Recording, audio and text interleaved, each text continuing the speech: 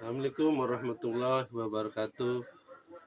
Jumpa lagi dengan saya, Edi Jalani, dalam host Jalan-Jalan Malam. Kali ini saya akan menghadirkan narasumber tentang pengalaman atau kisah-kisahnya di masa lalu, mungkin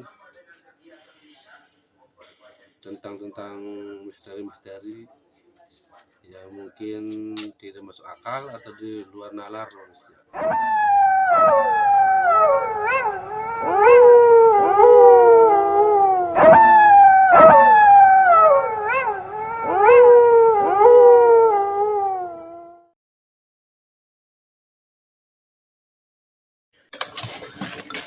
Katanya narasumber kita pernah mengalami kejadian gaib pada tahun 2015-an lah kira-kira. Untuk lebih jelasnya kita berbincang-bincang dengan narasumber kita. Ini dia narasumber kita yang bernama Andri Maulana yang dari Karawang katanya. Jadi dia akan memberikan pengalamannya tentang mistis, jangan itu Pak Andri. Gimana sih kejadiannya Pak Andri? Nah, jadi gini ya, dari waktu itu di tahun 2015 Ya. saya kan melakukan perjalanan Ya. dari Kerawang ke Bogor. Di situ kami sekeluarga nggak ada niatan atau nggak ada apa buat gimana lah. Soalnya intinya mau silaturahmi ke keluarga yang ada di Bogor gitu. Nah, pas berangkat itu kami nggak nemuin hal-hal yang ganjil atau janggal, nggak ada. Tapi pas kita balik lagi, pas pulang dari arah puncak ke tepatnya ke daerah Jonggol, nah, baru di situ kami menemukan ada kejanggalan.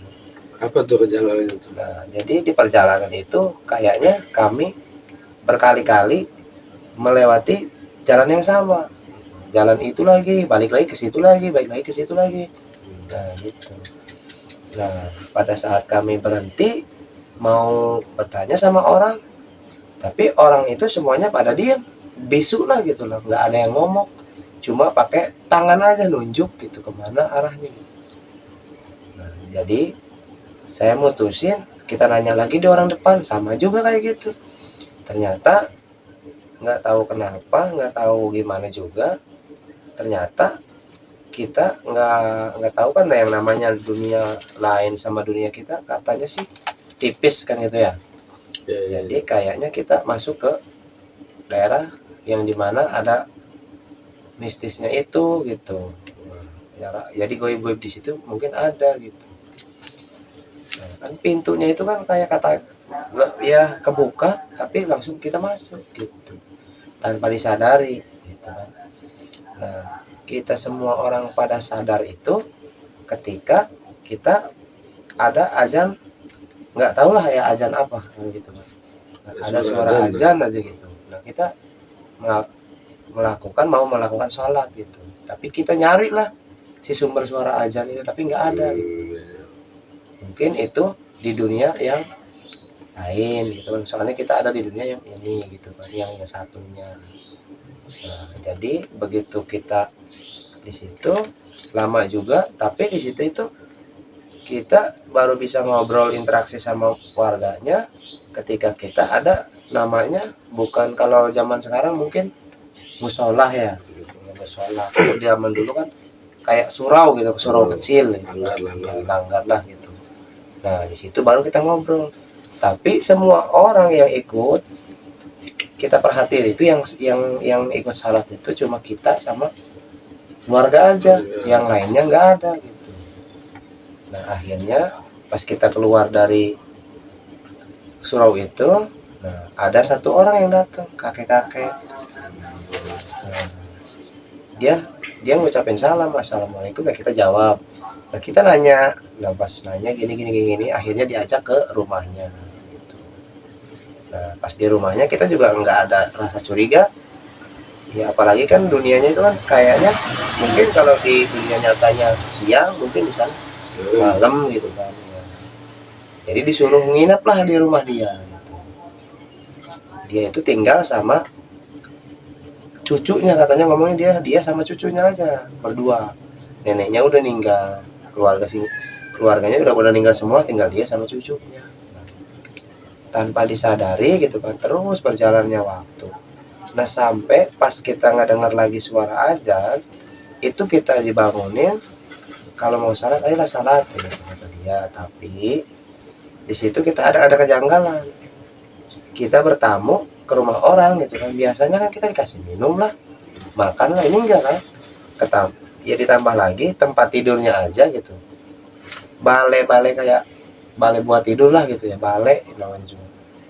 Nah kita sekeluarga itu ituin di balai. Nah yang kita jadi janggalnya itu dikasih apa namanya tikar yang dibikin dari pandan buat alas tidur gitu. Nah setelah kejadian itu, pas ada azan, suara azan, mungkin kalau di dunia nyata mungkin subuh ya, tapi kalau di sana kan nggak tahu gitu kan. Nah kita disuruh salat, pas kita salat ke sana, pas kita balik lagi ke rumah itu, ternyata si kakek sama si cucunya ini nggak ada gitu kan. Kita sempat nyari apa namanya balai desa lah ya, balai desa, kita sempat nyari dari balai desa, tapi kita ketemu balai desa, tapi balai desanya itu kosong. Pas balai desanya kosong itu, kita nemuin satu berkas istilahnya berkas kertas lah, itu kertas itu ditunjukinnya bahwa itu tahun 1964. Zaman Belanda. Nah itu berarti masih Belanda atau mungkin sesudah Belanda atau gimana lah, itu nggak tahu juga. Nah kita pas ketemu itu, otomatis sontak kata supir saya bilang, ini kita pasti nyasar jauh gitu kan. Sedangkan waktu di zaman 2015 itu HP aja kan belum ada kayak HP sekarang. Masih jadul HP-nya. Nah itulah, jadi kita susah buat menghubungi orang di situ, udah nggak bisa, HP mati semua, nggak ada sinyal intinya kan harus dicas juga, HP juga mati. Nah jadi ada satu orang yang ngingetin kita, tapi tanpa bahasa atau obrolan. Dia hanya bilang begini, ya tangannya gini-gini aja, suruh balik lagi, suruh balik gitu kan. Tapi kita kan nggak tahu bahwa itu orang ngomong apa. Pas kita mau samperin itu orang nggak ada.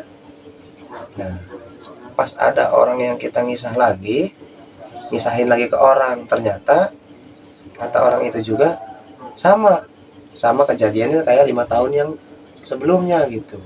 Ada satu keluarga juga masuk ke daerah situ juga.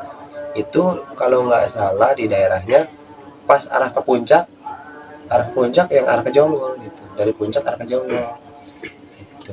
Terus bisa keluar dari situ gimana tuh? Nah, kalau bisa keluar dari situ ya tadi itu ketemu sama kakek yang ininya tangan, suruh balik lagi, kita nggak ngerti, akhirnya kita nyamperin dia nggak ada, akhirnya mungkin si supir kita suruh balik lagi ya, akhirnya balik lagi, kita putar balik. Pas putar balik itu memang kita apa istilahnya apa ya, ngingetin satu tempat itu bahwa pas kita ke situ lagi, ternyata pas kita keluar dari situ istilahnya subuh kan masih agak gelap. Pas kita keluar dari sana itu, kenapa pas kita keluar kayaknya udah portalnya udah kebuka lagi, kita keluar itu udah sore, sekitaran jam 4 sesudah asar. Nah, kita bingung di situ.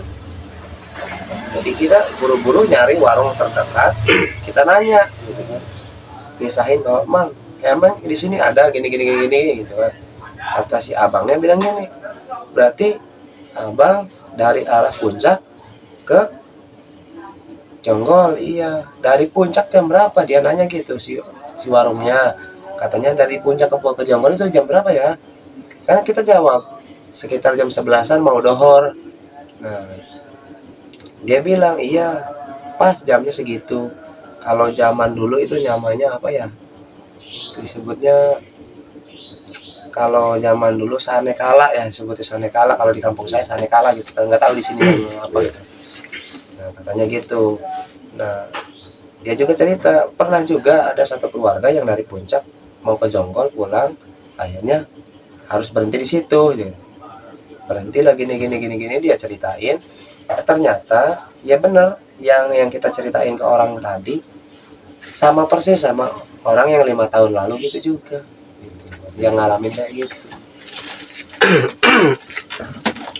Yaitu tadi cerita Mas Andri Maulana ya, pengalamannya yang ke puncak ternyata masuk ke alam gaib, jadi ngelewatin portal gaib. Nah, itu dari Mas Andri ceritanya. Ya, itulah tadi perbincangan kita dengan narasumber kita, Saudara Andri Maulana yang dari Karawang, tentang pengalamannya masuk ke portal gaib. Itu sampai di sini dulu perjumpaan kita. Sebelum itu jangan lupa tekan subscribe, like, dan tekan lonceng. Sekian dari saya, host jalan-jalan malam. Siap.